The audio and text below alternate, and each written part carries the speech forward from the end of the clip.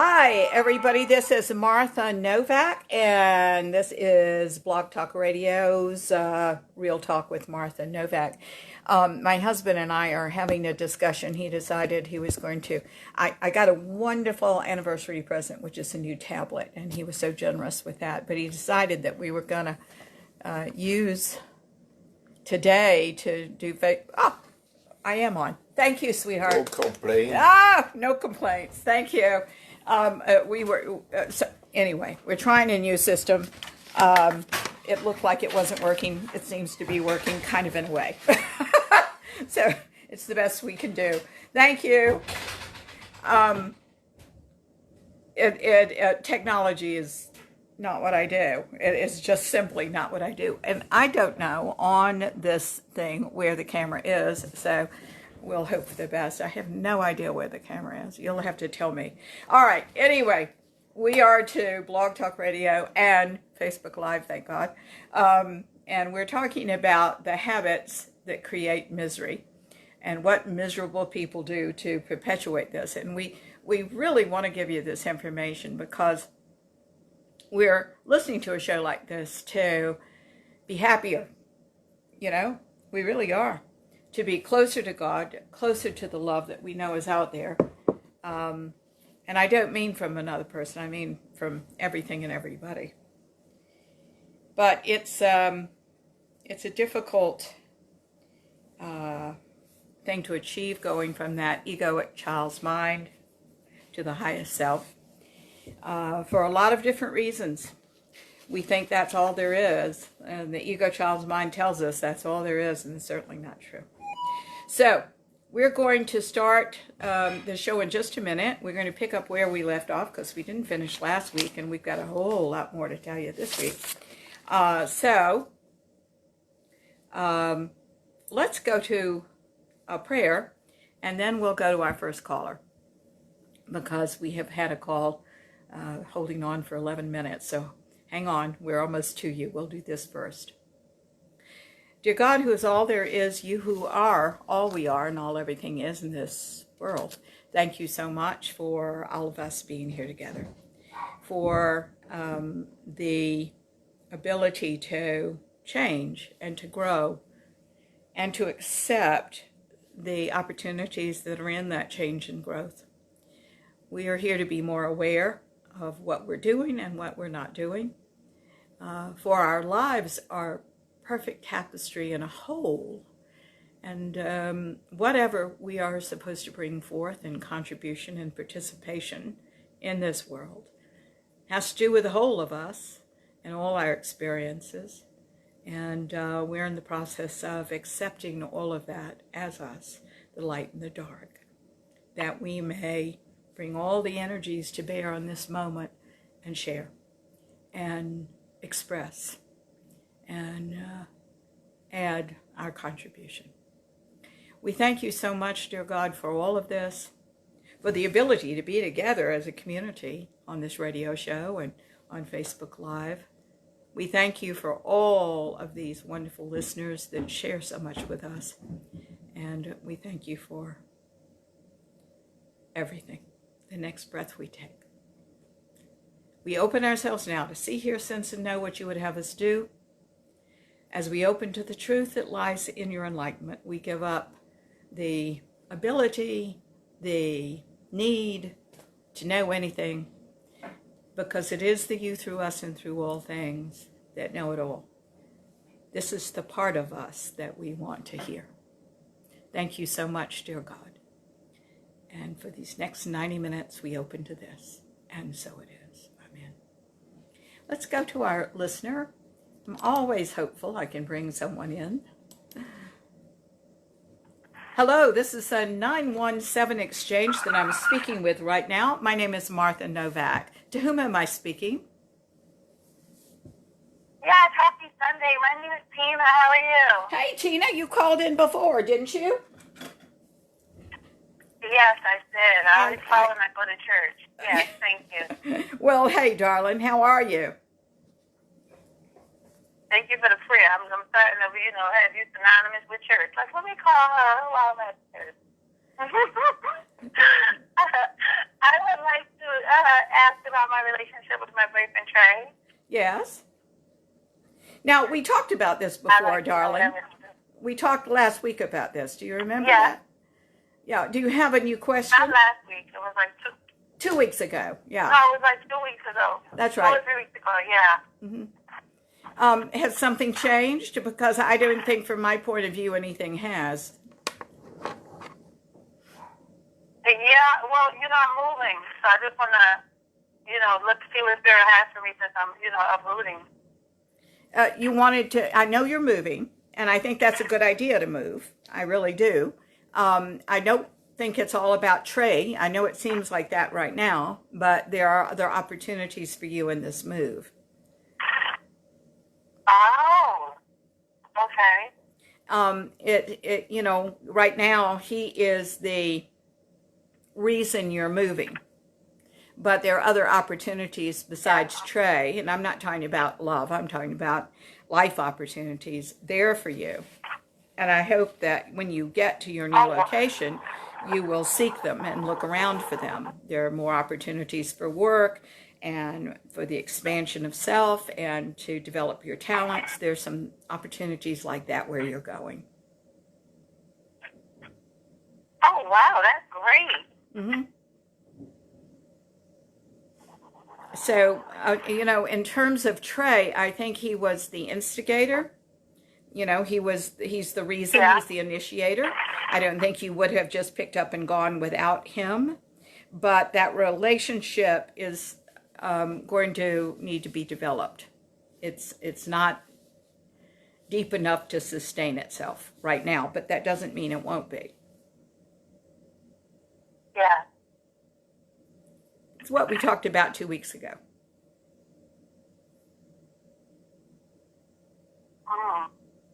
Okay. Well, I'll just see what changed. It might have been 3 weeks ago. Yeah. Yeah, it might have changed. Mm-hmm. So, Tina. I'm trying to see what else you changed because you're like a. What, darling? No, I'm saying you're like a straight shooter. Yeah, you shoot from the hip. So, yeah, I am. I'm sorry about that. I always say, don't call in unless you really want to know something. I was calling for your truth. Yeah. I was calling for your truth. No, because we have talked within those 3 weeks. So, yeah, I was just trying to see what else. It's changed for us in the 3 weeks of the month. Yeah. Yeah. Well, and there are going to be more changes ahead, and it's about how emotionally mature these two people are, how you all can talk about things, how you can go down into deep levels of self. I think that you, my dear, are ready to go. I think I don't think he has a clue about what we're talking about right now. So, let's see what happens, This has got to evolve organically. The fact is, the very big excitement for you, Tina, is the move and the opportunities inherent in this new location for you. There are opportunities here for you to change and grow and to do some things that you've never done before and expand some of your talents. So this is actually a wonderful thing. I am delighted for you. I know your energy right now is on Trey, and that's wonderful. I hope it will, you'll give Trey an opportunity to come to the party. But Trey's pretty much like he is. He's not deepening. He's not the one calling the show or any show. It's you. And so your relationship will develop organically. You're going to see if he can meet some of those deeper experiences that you are having. And that will, I think, show you some things about your relationship and what it's going to be like if you stay with him. And then you'll have a decision to make about that. Hello, Jay. Several people are writing in. And Mona, thank you.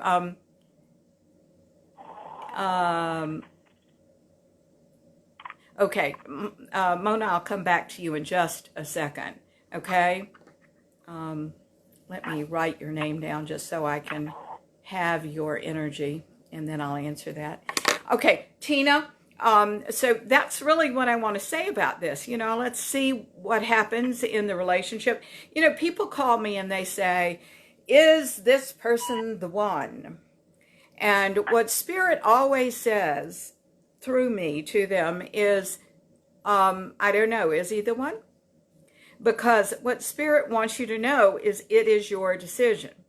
All I'm recommending, and all Spirit says, is be aware, be courageous, see what is, determine whether you can live with that the rest of your life. If you can, great. You keep developing yourself, even if he doesn't. Okay? He's a dear man. I'm not saying anything about him. But I am saying that I don't think this is, you haven't thought about the inequality of this. And there are just one or two areas that are, or three areas that are more or less unequal. You understand? So it's your choice whether you say, I can live with this or I can't. Right now you're in the beginning stages and everything is exciting. And I say, that's just great. But you haven't seen everything yet. So, see it? How would it be to live with him? Yeah, well, what is that scenario to live with him? Yeah, exactly. What is that going to be like? And yeah, that is what you're going to have to determine and see what you like and what you don't like about it, and ultimately if that's what you want. I think that we, my husband and I were laughing yesterday. We were at the grocery store, and there was a woman, there's a Starbucks in our grocery store, a coffee place. And there was a woman standing in front of him trying to order. And she spent, oh my gosh, she was spending like 20 minutes trying to decide what she wanted. Michael, my husband, finally gave up and he turned to me and he said, let's go. This woman is spending more time deciding which coffee she wants than her choice of a husband. Which I just thought was brilliant.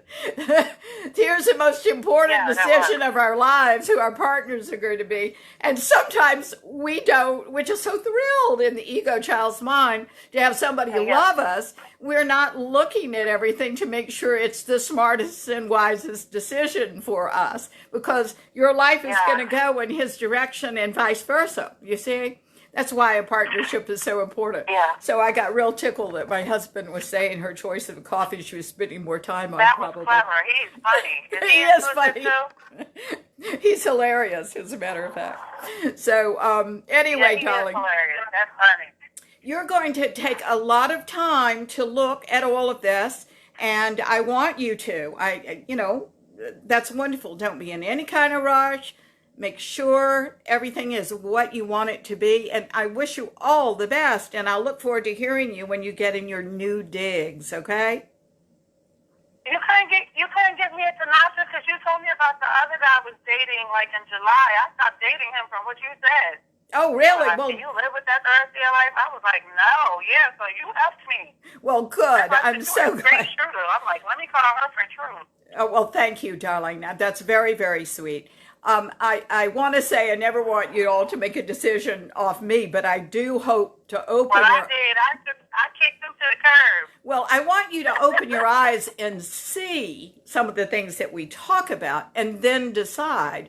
But you'll notice that I'm never really telling anybody what to do. I mean, if you are living with a child molester, I'll probably tell you what to do. Or if you're a mean person, I'll tell you what to do or what I think. But darling, I have never forgotten that this is, first of all, a radio show. And second of all, we all have the privilege of making our own choices that turn out to be good or not so good, depending on what we need in this moment of our lives. I've been married twice. Michael's my second husband. My first husband was absolutely a dear man, still is a dear man. He was Mr. Right for right then, for sure. He wasn't Mr. Right for right now. Hello, Michelle. Hello, Kat. Hello, everyone. I'm so glad that you're with us today. So I just simply want you to know that, if you are trying to make a long-term decision here, look at everything. That's all. Look at everything. All right? Have I lost you, Tina? I think I have. I'm here. Oh, you are there. Okay, good. Hello? Yes. Are you there? I'm not sure. Yeah. Okay. I was just saying, I was just saying, you didn't go in detail like the other ones. Yeah. Yeah. Once in a while, darling, our sound drops out here at this remote location that I am, and I do apologize to you if that's what happened. But darling, you enjoy things, and I can't, as soon as you get set up, I really do want you to look around at the community and at that city and to see what you're going to do, take some courses, do what you think you should. There'll be some opportunities there for you. So, I'm thrilled for you. Okay? Good time in your life, Miss Tina. Thank you. All right. Have fun. Absolutely. Thank you. Okay. Bye-bye. Thank you. Bye. All right. Guys, we are at 347-850-1647. That's the call-in number to get live on the air. And you all are writing me on Facebook Live, which I appreciate. This is from Mona. Mona, it does sound like that there are a lot of changes where you are. Mona's had a job for 19 years. She was wondering when it was going to end. It feels like in the next few months. So if I were you, I'd go on and start developing yourself in another area. And she was saying, well, what do I do next? Mona, what did you enjoy? Because, you're giving me a great opportunity to say something to people right now. I want to say something to all of you. When things are going reasonably well, we settle. And we never ask ourselves what we'd really rather be doing. And Mona, this does sound to me a little bit like you, that you have been real comfortable for 19 years and you've never looked around and said, what do I want to really do? What really would fulfill me? So this is a great opportunity. When there is chaos, and chaos is just change, it's human beings that put the negative spin on it, okay? Things are about to change in the next few months, but right now, knowing ahead of time, it's a marvelous opportunity for you to be sending out your resume, beefing it up a little bit in terms of making it more modern and clean and thoughtful. And what I want you to do is if you want to think out of the box, what did you enjoy doing around the ages of 13 to 14 years old? What were you interested in at that time? Were you interested in art, in metaphysics, in what your dad was doing, or in what your mother was doing? What were you interested in? Did you have an interest in, this is more of, I guess anybody could do this. What were you interested in? Dinosaurs? Whatever you were interested in, see what the opportunities, the job opportunities are around those areas that you have long since suppressed. This is the time for reinvention. Guys, I want you to know, you will hear me, and I see a 330 number. We'll go to you in just a moment, so hang on. We must realize that reinvention of ourselves is a great thing. Now, here's the thing. If we settle, that's kind of the opposite from reinvention, right? So one of the things I'm wanting you to realize is that reinvention is actually a good thing. You should be excited and going into it willingly. Chaos is a creative time. If you're in a business, for example, where everything is changing around you and it's been bought out and nobody knows, and this is what happened to one of, hi, Hope. This is what happened to, actually several of my businesses. I work for a lot of corporations as a coach. And people will say to me, oh my God, it is such chaos. I don't even know what I'm doing. I'm sitting around most of the time. They're paying me to sit around. I say, well, do you want to stay there? Number one, do you like this? Do you want to, if you do want to remain there, why don't we go on and you write your job description? You write how you want this to be. You get really solid. You do the changes and the implementations you need. You start doing that job, and then you go to the powers that be and say, I'm already doing this job. Why don't you let me keep doing it, and you can fit some people in around me? A lot of times, because it works so well, and you're working so well, and you've already done the job for them, they'll go okay, because chaos is affecting them as much as it's affecting everybody else. It's a creative time if we will use it creatively. Now, what gets in the way is most of us don't use it creatively. We get afraid, we back off, we go into our hidey hole. That doesn't get us anywhere. So in your case, I do think this whole thing is ending. So I think if I were you, I would go on and start finding something else. Now, let's talk about reinvention for just a moment, and then I'm going to go to 330. I was very lucky because I grew up in the theater.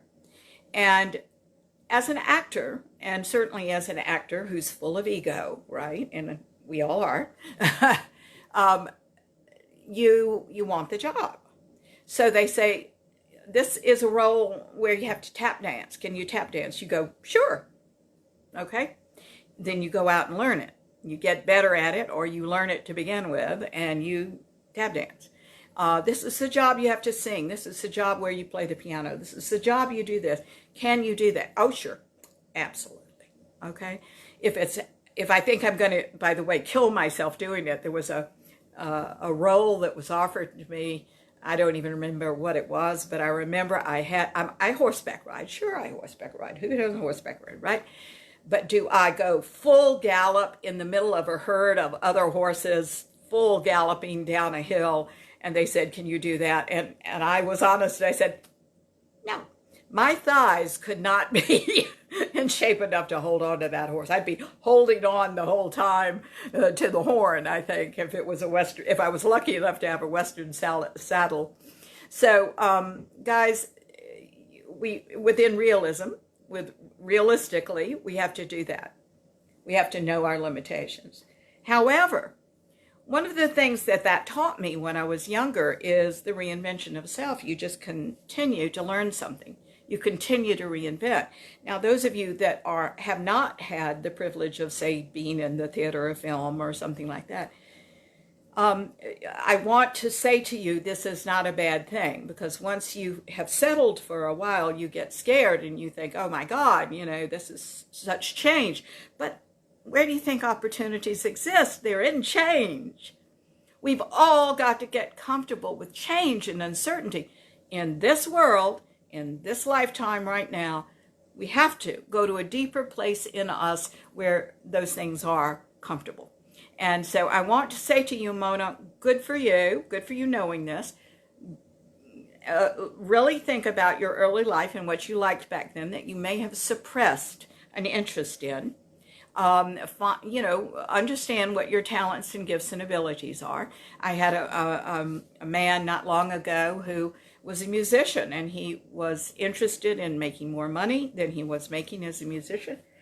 And I said to him at one point, you really are quite the problem solver. Why don't you find something that could use those skills? And the next thing I know, he's an IT whiz. I mean, it's taken him 2.5 years. My God, he's the most brilliant man in the world, has a great job, is destined to be an executive there. Now, Mona is just writing me back. Well, I think that's wonderful. Mona says, hang on just a minute, I want to see more because this truncated what you said. Whoops. Well, I think I just did the wrong thing. All right. Okay, there it is. Yeah.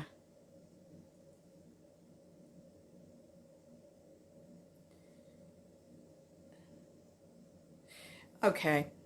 So you have moved, and Mona, as much as you're writing to me right now, and I appreciate that very much, she says that she has moved to Idaho. They don't know whether that's in her best interest. She's still commuting to a job in California where she just gave her notice. And they had a burglary in her garage where they woke up to it in progress, and it's caused a lot of major anxiety. Well, darling, I think so too, but you're lumping everything with everything else. You're saying, the move is the bad thing, therefore we can't be happy here in Idaho. That's just not true. In terms of the burglary, there are a lot of things to address here. And I've got to tell you too, and I see another call, which is 780. I'll get to you in just a moment, please. I always try with all of you all that call in to do the best job that I possibly can for you and say everything that I'm being told in my head, and make sure it comes out of my mouth. So here we go. Let's take one item at a time. Concerning the burglary, you guys need to do what you need to do to protect your home. Now, see, you're not my client, darling. I don't know you, and I would be, if you were sitting in front of me, asking a lot more questions. Where do you live? What kind of neighborhood is this? Did you take precautions to prevent a burglary? If you haven't, then we need to put an alarm system in your house. We need to put a lot of lights around your house. We need to cut the bushes down so you can see the burglars. If they're lurking in the bushes, we need to make you safe. Now, a lot of people will ask me through the years, well, if you're so darn spiritual and you believe God is protecting you, which I do, why do you need an alarm system? And I want to say to you, because God's the alarm system too. We have to do whatever we need to do to make ourselves comfortable so we can relax. Okay? So it sounds like there needs to be a little more security around there in some way. All right. She said that she's never, hasn't done a resume before. And I can understand that. It's really important now that you do one, and you do a darn good one. There are services that will help you with this, but rather than pay money for the service to help you with this, I would go to someone who is a friend of yours. Hopefully you have some friends there in Idaho, or if not, in California, that can do a darn good resume for you and give you some instruction on how to do that. There are ways to write one these days. Now, then you post it on a lot of these recruiting things online, which I find difficult because I think that there is nothing like a face-to-face interview. And if a company is just reading off the resume and hiring off the resume, most of the time they're going to be disappointed with their candidate because we're so much more than that. We need to find out who people are. We need to, as employers, ask the right questions. I am constantly instructing people in how to interview and ask them really hard questions. For example, I would ask you, what's the worst thing anybody is ever going to say about you in business? What's the best thing they say about you? You need to answer these things in a very conscious and a very good way, keeping in mind you've got to do some research on every firm you interview with, et cetera, et cetera, et cetera. I also believe in walking in the door and getting friendly with people and letting them see you and know who you are, et cetera, over and beyond what you are filing as a system. So I say, dear heart, it's very important that you give this a chance. You all have spent a lot of time and money moving here. It's a perfectly beautiful place. And I don't know what the impetus was, but you're saying everything is wrong with this place. That's what your email pretty much says. And no, you're creating your experience. I would say you can't believe that. That's the wrong thing to believe. It's just going to propel you out of there. instead of seeing what your advantages are there. I'm sorry about the burglary. That's just awful. And I tell you, I really don't understand people that feel like they have to do that and have to steal from another. But protect yourself and then go about doing what you need to do to find work there. I think your company will let you stay a little longer if you go on and talk to them about that, and you can do that or not. But don't just throw everything away. She said it's a very good neighborhood. My husband had missed locking his truck. Okay. We have added extra security now to the garage doors. I am delighted by hearing that. Okay, I've got to see more of what you've written. Your husband is having a tougher time with Idaho. You like it. And when this is having, it brought up a lot of questions. Okay, she said she was sorry that she ran those two issues. Thank you, Mona, for explaining that to me. That makes me feel much better. Darling, you know, your husband is in charge of his experience too. I would tell him what we're talking about here. I'm delighted that you have added the security. That's wonderful. You know, we live in a place where there are a lot of bears. So we're not having to lock our door to thieves because we're kind of in a remote location. But we're having to lock our doors, and we're having to be very vigilant about that and taking the bird seeds in and all the things that you do. Never leaving food in the car because bears can open car doors if they can get in them. So we are all having to do something, whether it's bears or whether it's thieves. We're all having to be responsible and take care of ourselves. So this was a hard lesson to learn. I'm so sorry that happened to you, my dears. You know, there are opportunities everywhere. It is everywhere. We must put ourselves in the frame of mind, which is not the victimhood frame of mind, to open to see them. So I urge you to talk to your husband about this, and let's see what he does. He's not the one making the phone call to me right now, though. So I'll see what happens. Okay, you're going to have to talk to him about that. Darling, I want to thank you so much for writing in. Mona just showed you guys that you all can write me on Facebook Live, and we can discuss whatever it is that you want to say. And I thank you very, very much for listening and being part of this, Mona. And I wish you all the success in the world. Please let me know how you're doing, okay? Guys, you can write me through my website. It'll go to my email, which is martha@marthanovak.com. And my website is marthanovak, Novak, by the way, .com. Thank you so much for listening. Let's go. Thank you, Mona. Let's go to 330. You've been holding for quite a long time, my dear. Hello, this is 330. I'm Martha Novak. May I have your name? Hello? Oops. All right.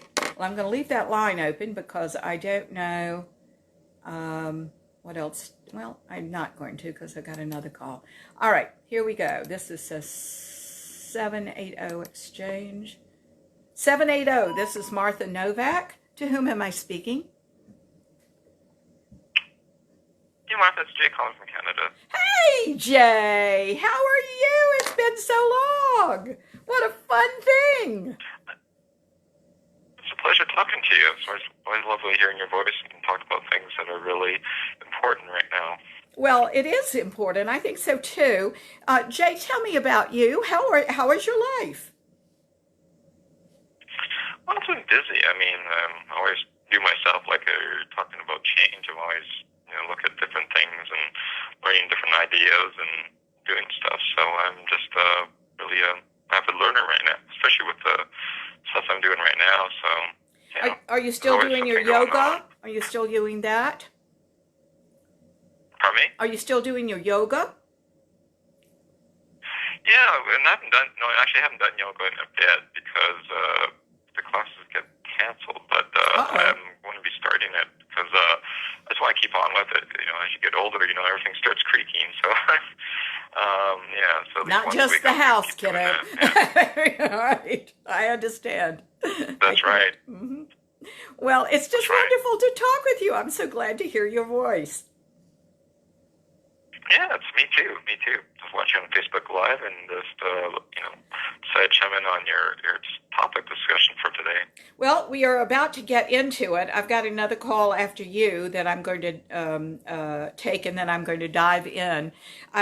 Last week, I think you said hello last week, so you heard the first part of it. We're going to hit the second part of it today.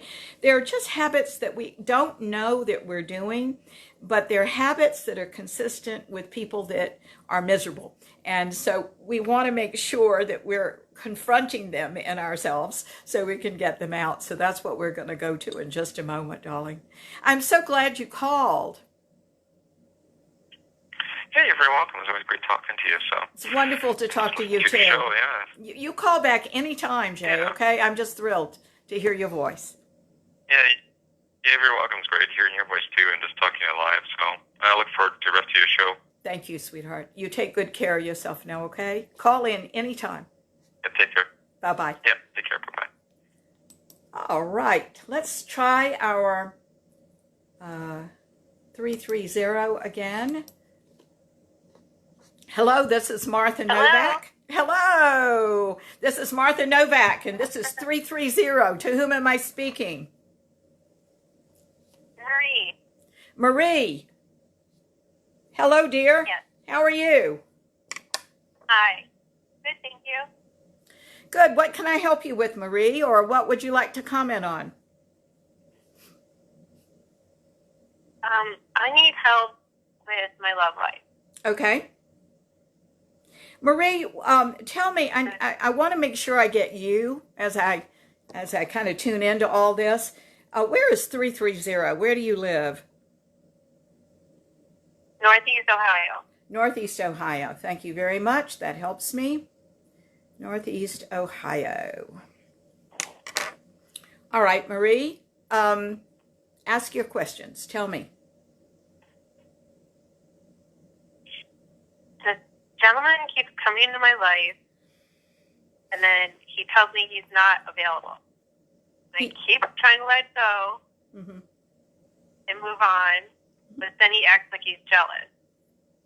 Well, who cares what he acts I'm not like? sure if he's one. Darling, I know. this is somebody who I think has problems with commitment, and he's quite the manipulator. And I say, who cares what he thinks and whether he's jealous or not? He can't step up, or he won't step up. So I think it's real important Yeah. that you get on with your life, girlfriend. I really do. We have to choose well when we're choosing something that's important. It's what Tina and I were talking about to begin with. We got to make sure we've got the right one. And everybody has flaws. So are these flaws you can live with or not? But this coming and going that he's doing, this pushing away, pulling in, pushing away, pulling in, is usually born of a lot of times it's created by some sort of addictive behavior. Either he has the problem or his mother or father did or something. Sweetheart, you just need to get on with it. And I'll tell you what you need to get on with, because it's not necessarily another relationship unless one starts presenting itself and you're ready for that. But it is with your life. One of the reasons we have a real hard time letting go of people when the writing is on the wall to let go is because that we have a lot of hopes and dreams and fantasies connected to that person. In other words, I'm not for fantasies, because fantasies are their own reward. If you've listened to the show, you know that that's true, and we talk about that a lot, Marie. But we need to develop our own hopes and dreams that just have to do with us and our talent and our abilities and our attitudes about life and everything else. So when we cannot pull away from someone else like this, I think it becomes very important to strengthen that part of us that we need to go on with. You know, our values, for example, what is important to you that has nothing to do with him, by the way. You know, do you want a life of adventure, or do you love animals, or do you, what is it that you could never let go of? You know, those are the things that you need to hold on to, and you say, this is me, and you strengthen those things so that when life throws you a wrench and you bring in a man like this, you know, you can say a very clean goodbye. You know, we've given you enough time now. I've given you enough time. So, you know, it's not that you don't wish him well, always do so, but it's time to move on if somebody is like this with you. I recognize that. I just didn't know if there was something in me that I needed to change or something. Why? Well, there is. And that is that you are, hang on just a minute, I want to do a test for a second.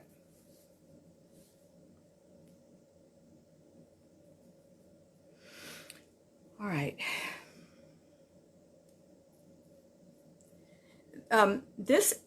Your issues of sticking have to do with your father for some reason. I had to test whether it was your dad or your mother. I don't tend to go into issues deeply on the radio like we would if we were in a session. Those things need to be resolved. You need to find somebody that'll resolve those for you. If you are interested, we have a wonderful crew that I've taught to do my methodology. They're on my website if you would want to call one of them. But these things need to be addressed, because what's happening here is because of some old issues, you tend to want to please other people. And you never realize this. It is at the expense of you. You want everybody to be happy. You want to please them. You want in return for them to love you. There's a very young and rather dependent quality here. I understand that. It's where a lot of people start. In fact, most people start there. But this does need to be addressed, because you're not going to be able to take it forward. You don't think enough about yourself. You're too busy thinking about other people. And that's a very nice quality to have. But the whole point of consciousness is that you're in the equation too. And you make decisions that are good global decisions. And you've got to understand that while he may not like your moving on, there is something that the universe always affords all of us, and that is one person's decision is actually good for all. But some people don't want to realize that and don't want to do the work on themselves that would bring that forth. You're not under any danger, are you, at all from this man? No. Didn't think so. No, not at all. And I can't tell quite what's going on with him. He's dating other people, right? He has another relationship?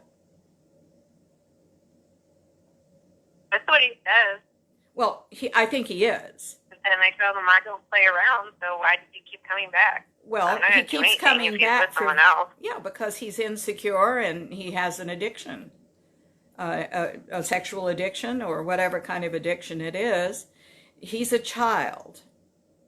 So let that be okay. And you move on. That's okay, you see, if you move on. You understand? Thank you. But it's not okay if you don't move on, and you gotta move on, kid. So if you need some help, by all means, I will say to you that even if you do move on and say don't come back, if you must work on yourself to get you absolutely connected with you. And so you can make very mature decisions, not based on any kind of people pleasing or trying to make everybody happy. You're not responsible for him being happy. He's responsible for that. You're just responsible for you being happy, and you're not, because you're thinking of him, and he's working you because you are. Right. You see? Okay. Okay, kid. I guess I just needed to. Get some of that internal work done. Okay. Thank you for calling, Marie. Let me know how you're doing. Okay. Okay. I always remember my folks and the people that call in. I am very, I care very much about you all. That's what the word is. All right. Take care now, okay? Bye-bye. Thank you. All right, dear. Bye-bye. All right. Let's go to what we are talking about right now, our topic. I'm delighted with these phone calls. I think that's a really important thing for all of us to discuss. I always feel that one person's phone call is somebody else's too. We had stopped, we were talking about the habits of people that are miserable. And there are very predictable habits. Now, this original story that I pulled was by Tamara Starr. It was written for Thrive Global on the internet. 7 Habits of Highly Miserable People was the name of the article. As usual, I don't stop with these articles. And if you, excuse me, I just dropped my napkin. If you will listen to last week's show, you will see that we are launching off from what she said into how we should and how we have the privilege of thinking about these things from a conscious perspective, not necessarily from a psychological one. Okay, so we stopped with number 6. Please go back and listen to last week's show. We stopped with number 6. And the number 6 was they consider their future with worry and fear. So the article goes on to say, before I go into my thing, unhappy people fill their thoughts with what could go wrong instead of what could go right. There is a strong what if thing going on with people that worry and fear too much. What if this happens? What if this happens? Guys, you can't what if yourself. What if belongs in the creative experience. Write a book and ask yourself what if. Paint a painting and ask yourself what if. That what if scenario belongs in a creative thinking experience, whether you're creative thinking for business or something else. However, it isn't anything to worry about. This is the problem. These things become a pathology when we start ruminating about these things, when they spin around and around and around when we can't put them down. What if I give a business speech and I don't get the response I get? What am I going to do? Well, I'll probably tell a story, have a joke to tell. I'll see that I'm losing them. I need to come back and get them to relax, interact with them a little more. There's a decision to make here in the moment instead of just pushing through with our agendas. And, this is why I say oftentimes that life is an improvisation. It's a wonderful improvisation. You've got to be able to see what people need in the spot and go there, And this takes the place of worrying and fearing and the what-ifing yourself to smithereens.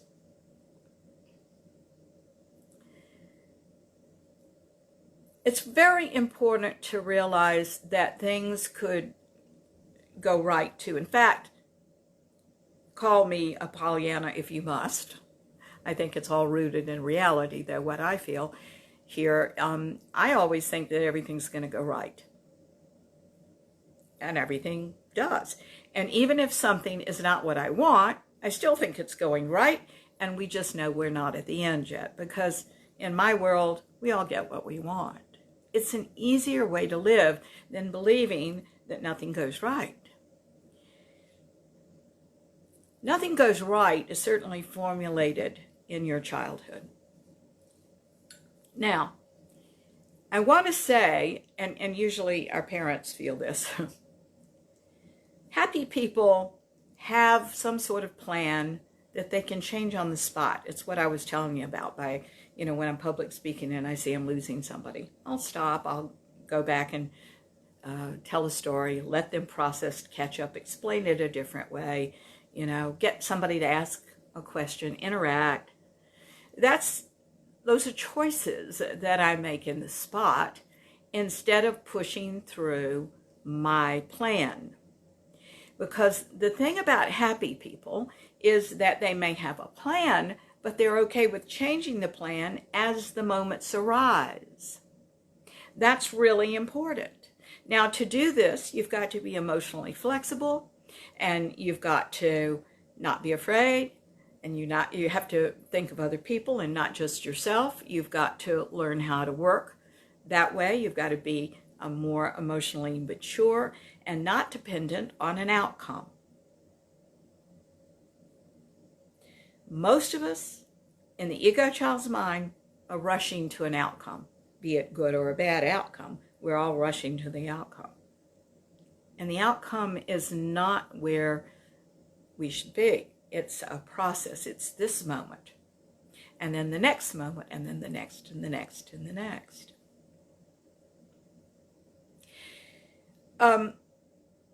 One of the reasons we're all filled with worry and fear in the ego child's mind is that we think we don't know how to handle the problem.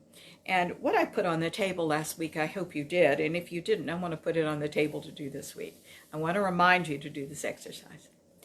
What I had my advanced class do a year ago was to sit down and write down their worst fear. I think we did this with maybe 3 or 4 or 5 of them. What are your worst fears? Losing a spouse, losing my job, whatever it was. And then I had them write out to the side what they would do in the eventuality that actually did happen. What do you do? And what would you do first? What would you do second? What would you do third? What would you do fourth? What would you do fifth? What would you do? And everybody did that exercise really well. At the end of the exercise, I asked the class, so what did you learn from this exercise? And they said, we can handle everything. We know what to do. It's just the propaganda from the ego child's mind that when we don't think it through and we don't have a plan, we go, I don't know what to do. And we get very histrionic and very dramatic, but you do know what to do. You're an adult now. Either you know or somebody around you knows. Everybody knows. If you're sick, there's an answer out there somewhere in the box or outside the box. There just is. And we have to align our thinking with that. And we have to make our peace that this is really what we need to do. There's not going to be a Santa Claus that comes along, because that's often how the ego child's mind thinks about God, right? That's going to fix it all like Santa Claus does for us, or like our daddies or mommies did for us. Guys, we've got to be much more mature than that. We're the ones that listen to God. We are the aspect of God. We are. The answers are here. It tells us what to do. We may not know what the answer is, but somebody we know does. Somebody out there does. And this is one big life community now. I don't know whether you all have been watching Diagnosis on television. It's on Netflix, I believe. It's quite the interesting show. There's a woman, oh my, I haven't watched it for a couple of weeks now, I've forgotten her name. But she writes for the New York Times, a medical column, and she's very interested in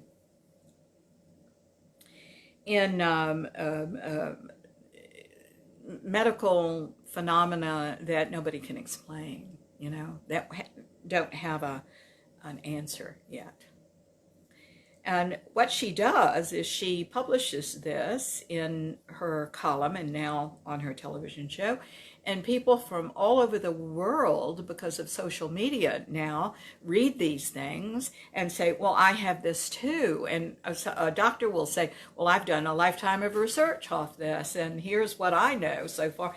And it's the most phenomenal thing. I mean, we have a great advantage right now. It's so interesting because I think all of this global connection that we've got is very much a part of consciousness. It just is. Now, there's also another faction that argue all the time and are using it that way.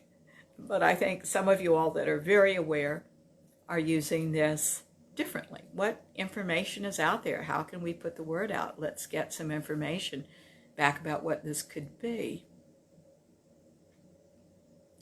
All right. Happy people experience fear and worry differently than unhappy people. Let's talk about that. This is what this Tamara Starr says, this author. She says happy people make an important distinction between feeling fear and worry and living it. I'll put it a little differently.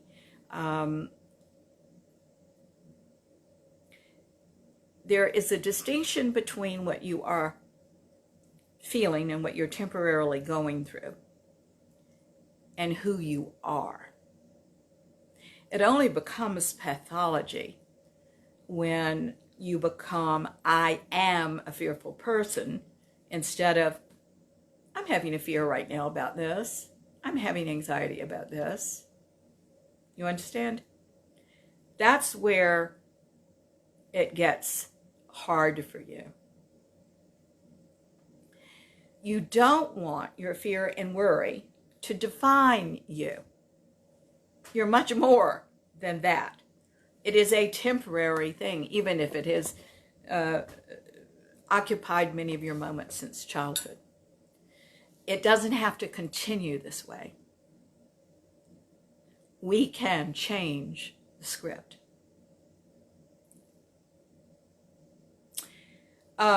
Happiness and happy people stay in the moment, and they make that moment fulfilling. They create a plan, follow it, change it, rework it, reinvent themselves. And they believe that change is good.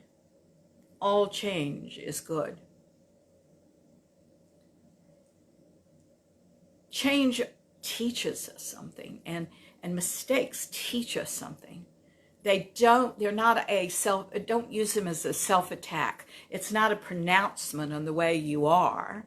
Just because you've made a mistake, everybody makes mistakes.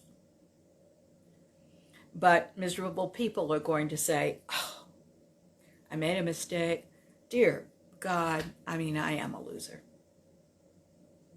Look, if I was doing that, I'd be depressed too. Don't do that. That's not true. Something happened in the moment that should be corrected. So correct it. I read an article on mistakes, and I mentioned this last week as well, but I think it bears repeating, that if you make 10 decisions, probably 3 of them are going to be mistakes. Live with it. It's okay. Make those corrections. Go on. They won't happen in the future. Learn something,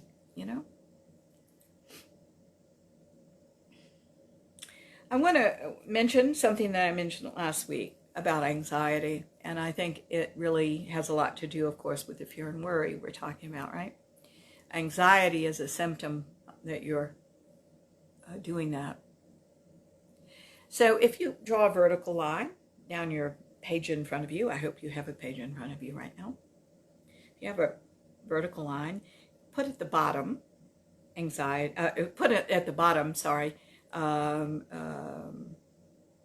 your fear-based self, fear and worry. Okay, anything like that. Fear-based self, because that's what's generating this. At the top of that vertical line, put love-based self, peace, good decisions, whole brain activity. Okay. Now put a little arrow on that line, up, and another arrow down.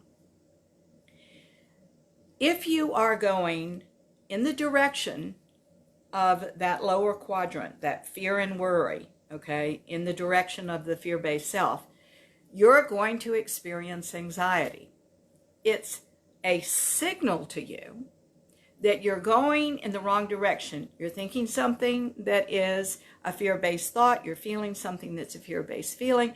You're doing something for the wrong reasons, a fear-based reason. You are thinking a spiritual thought that's bringing you down, like God controls me. I'm not using God, which, you know, we are the aspect of God we are. I got to tell you, you can't have my God. You can't have nature's God. You can't have the church's God. The one you use and listen to and respond to and connect with is the one you are. So if we're believing in a God that's somehow outside of us, that isn't all we are, our ego, child's minds, granted, are in the way, then we've got to learn something else to bring ourselves back to who we really are. So I think anxiety is a very good signal. It's a signal from the being that we are, that we're heading in the wrong direction, and that we need to correct those thoughts, feelings, or behaviors and do things for the right reasons. Number 7 in her list, and I always like to read her list before I launch off into our thing, is number 7 is they fill conversations with gossip and complaints. I'll add blame too, and judgment. Okay. She goes on to say, unhappy people like to live in the past. They react, I'll say, they react as they did when they were children. They isolate, they withdraw, they get angry, they blame other people. They blame themselves. They often ruminate on this, what happens to them and life's hardships. That seems to become their topic of conversation, what a victim I am. And they react. It's interesting because when I point out to a client, you know, this is really quite the victim mentality. I haven't heard anything but victim, victim, victim. I'm such a victim. They're a bit offended, but that's what they're doing. And this is the deepening of us. We must not avoid what we're doing. We must admit what we're doing. Only then, when you own it, can we change it. You understand?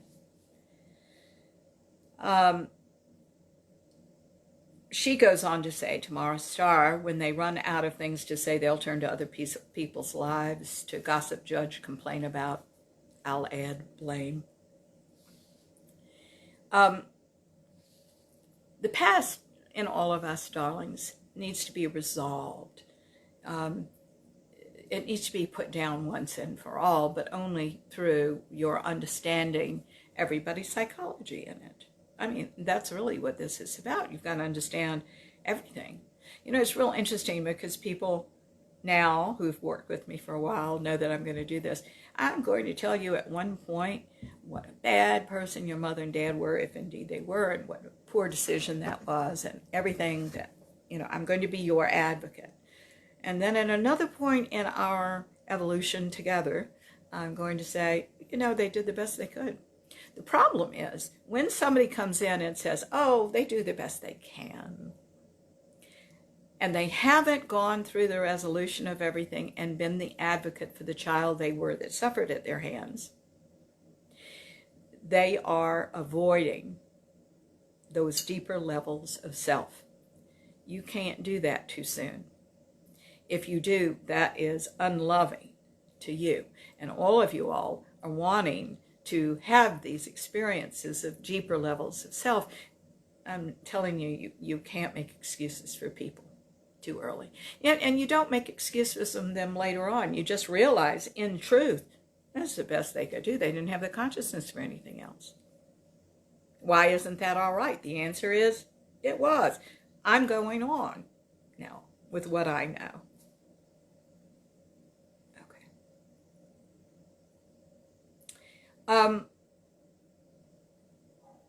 Happy people tend to live in the now. Yes, they have a plan, which they implement. They're excited about what they're working on. They're grateful for what they're working on. They're grateful for what they have. Ego child's mind says, but I don't have what I want, instead of, I'm so grateful for what I have, and it's expanding all the time. And they're open to the possibilities of life. I've often say, make sure you say yes to the possibilities, and then no if you don't want them on thought, on circumspection. But so many people say no first, and they never get around to yes. You don't want that to be you. You want to say yes to the possibilities from the inner.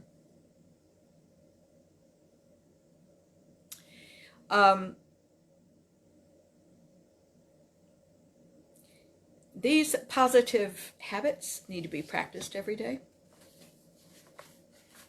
And then you change the momentum of how you live. I want to go right now, and I hope I can get through this. If not, we'll do another show on this yet. I want to go into some other thoughts. I found another, I don't even know what I did with that. Oh, yes, I did. This was called 19 Things That Unhappy People Do. I found it on the internet, Pop Sugar. I don't mind pulling from Pop Anythings, quite frankly, or from legitimate material, because what we do is being beyond it all.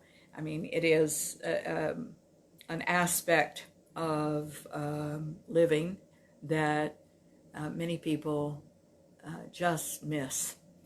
And that's consciousness. So I take some of these articles and launch off from there, and I want to do that with this Pop Sugar article. So in their book, number 1 was they worry about things they cannot change. Now, to fix this, we must you have to ask yourself, what do you want the other person, if another person is involved, to do? Because you're making a judgment. You want to control this. Or what do you want the corporation to do? You're making a judgment about this, and you're trying to control this. That's not fair, and it's not going to work, because you can't control somebody else. You can only control your experience. Everyone gets to live their lives the way they choose. I had a friend who drank too much. She died from alcoholism. And I went through a lot of emotions about this. In the beginning, I wasn't just alone. It was all my friends. We all were friends with this lovely human being. And we wanted to stop her drinking. We thought about doing an intervention. When we realized, wait a minute, this woman knows as much as we do about consciousness. It isn't about that. She's needing to do what she needs to do. Can we love her enough? Can we grow in our love for another human being to let them do what they feel they must? I am happy to report we all did. We were all there in some aspect when she passed. She clearly told me in language beyond language that she knew exactly what she was going to do and not to stop her. Okay, that's what we did. So it was about all of us growing to love her enough not to try to change her. That was not going to work anyway. I mean, we had sobered her up once. She went right back to drinking. So, if you want someone to change, it's really about us in the end. If you want a corporation to change, it's really about us. It isn't about whether they do or not. It's about we would feel more comfortable, we would feel safer, we would feel better, we would know how to handle it more. All of those things are things that we need to address so that we don't have to control the situation in the old way anymore. You know, if you want the corporation to change, for heaven's sakes, corporation structure, you're probably not going to change a corporation. It runs the way it runs. You may have some great ideas. They'll either say yes or no, but they're going to run the way they run it. So you can say, but I don't have any choices. Again, victimhood, if that's your inclination, you'll go back there. But you do have a choice. You can work within the system and make your peace with it, or not, and leave and do something else. People who worry about things they can't change have forgotten something essential, which is they create their experience. Guys, you create your experience. And anything you've created, you can uncreate and create something else. The creative experience is about creating and destroying your creation, and creating again and destroying your creation. It goes back to reinvention again, like we talked about earlier. Bottom line is, do what you can and then relax. It's what I also said about the security system earlier on in this show.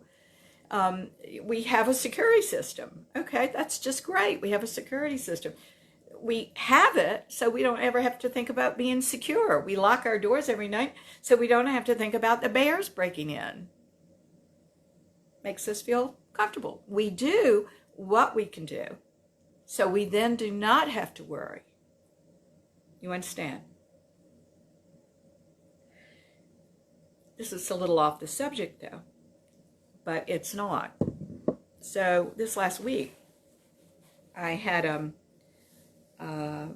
a former client write me, and she was very concerned about the chemical in Roundup, that they're saying is just in everything, and then we have to get out of us, right? And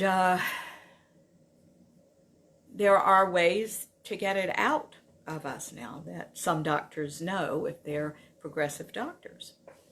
So I sent her an article on it. And so she wrote me back, and this woman is a big fantasist, and she didn't want me taking that away from her. That's fine, but that's why she's no longer a client. But anyway, she said, I'm going to tell God to just take this out of me. I didn't have anything to say about that. That's just great. That's her comfort level. That's wonderful. What I think she's missing is that God is the doctors, God's all the technology that's out there that help us, God is all of these things that we have available to us for maximum health and wellness. But that's okay. That's just my belief. Number 2,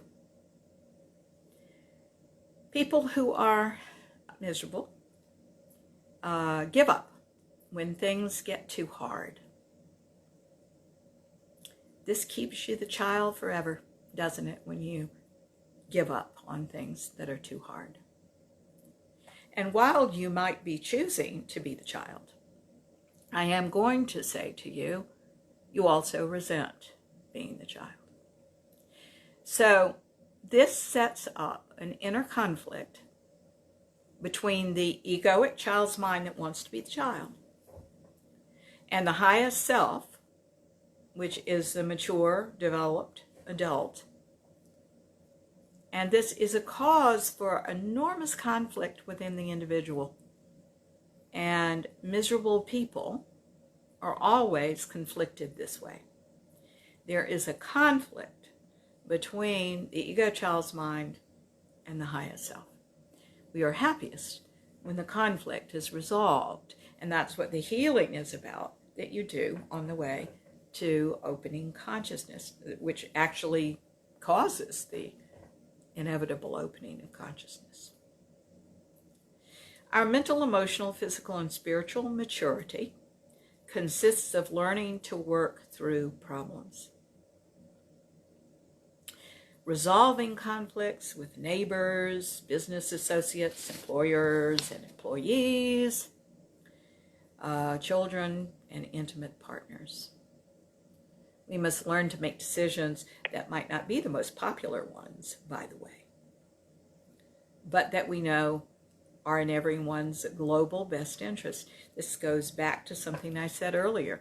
In the system of God, every decision that is made, no matter what it seems, whether it seems good, seems bad, seems whatever, is a good decision for all. But it is up to the individual to say I'm going to make the most of this decision. It's a good decision because all decisions are good, or not. Isn't that interesting? So, you must do what you think is right, not right, from the egoic child's mind that's always self-absorbed and has its own agenda and doesn't want anything else for anybody else but you. The ego child's mind always has self-interest at heart.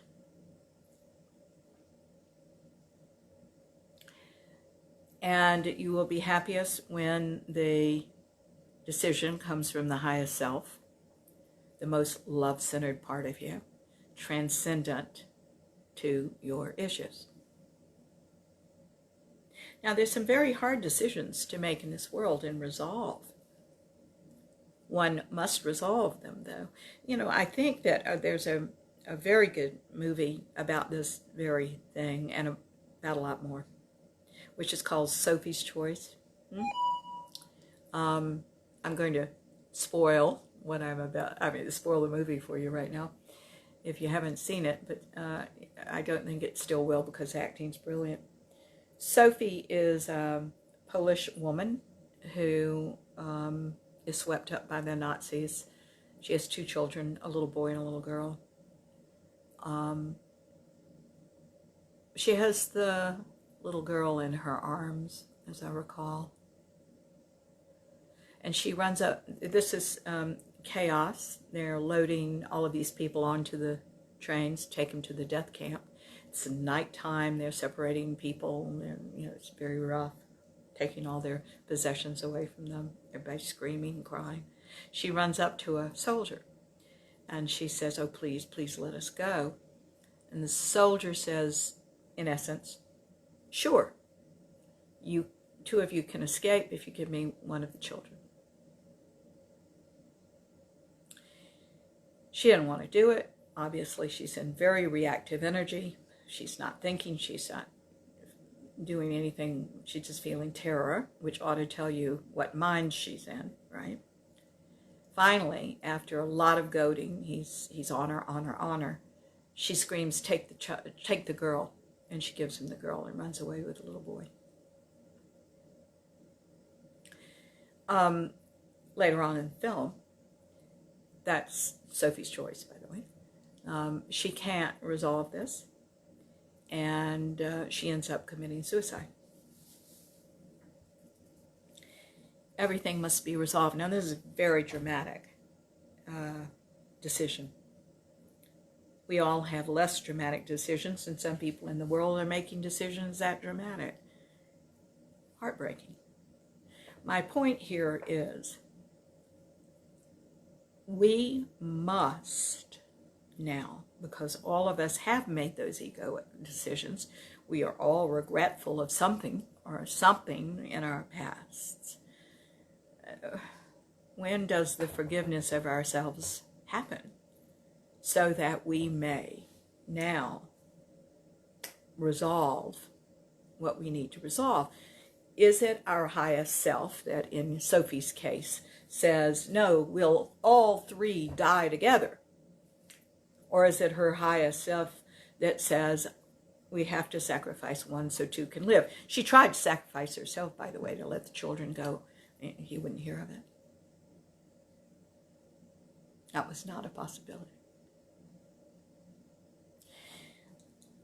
All of this is individualized. It's subjective. It is your sensibilities.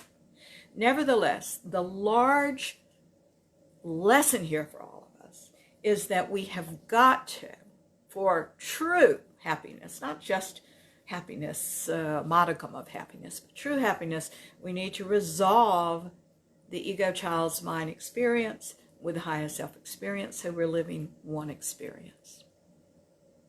Right? Okay. If we do not, we will continue to struggle. It'll look like, by the way, we're struggling with other people, but it is never the case. It's the internal struggle with ourselves, between our two natures, that ego Chalsman I told you about, and the highest self. And this is the big thing. We have to resolve those things for true consciousness to open, or we have to resolve a lot of them. You know, it's not a goal that we're going to cross like a goal post. It is a gradual process. You make steps today, tomorrow, the next day. One day consciousness will open. It is inevitable. More and more you deepen past those ego child's mind issues. Number 3, unhappy people take themselves too seriously, and then wonder why they don't have enough enjoyment. You've heard me speak in the past, which is an element of this, on pleasure versus gratification. In my opinion, you need both. But gratification takes more energy, of course, to use your talents, gifts, and abilities, be gratified that you're working through something. Gratification is more of an investment than pleasure in a happy life, so it takes more energy, more effort. And I want you to have more of gratification than in pleasure, even though I want you to enjoy pleasure, but pleasure is momentary. You see a beautiful sunset, and it goes down around, let's say, 8 o'clock at night, right? But you don't think again at 11, what a beautiful sunset we saw, and experience that pleasure over again. It's momentary. Gratification is not momentary. But when gratification becomes a chore rather than a privilege, all the fun goes out of it. If we have any OCD tendencies, obsessive compulsive tendencies, we put accomplishing tasks before connecting with other people, before fun, before relaxing, before the context of our lives that this moment, be it good or bad, fits into. We narrow our focus, not seeing the whole anymore, just this little part. And so we begin to focus solely on what's wrong. This is how we take ourselves too seriously. I guarantee you're taking yourself too seriously if this happens. We must realize we're much more than our flaws. And by the way, we all have flaws.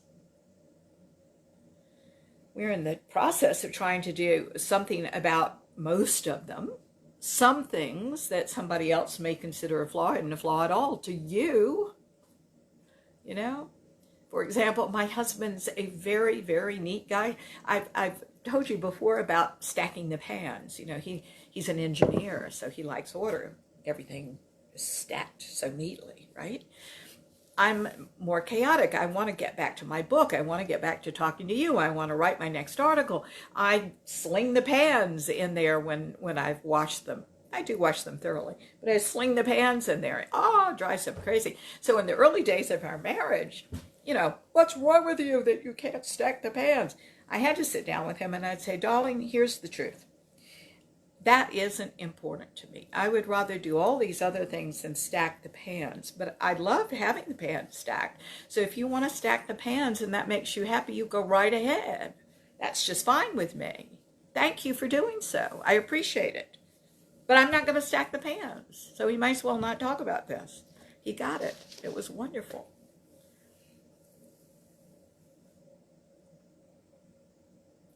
Okay, so that was, they take themselves too seriously. Guys, let's get on with what we want to do, but let's not make anybody else do it but us, right? Let's just live our lives the way we're supposed to live our lives and let other people be the way they are. You see, when we don't do that, we consider it in some odd emotional way from our past a threat. What they're doing is a threat.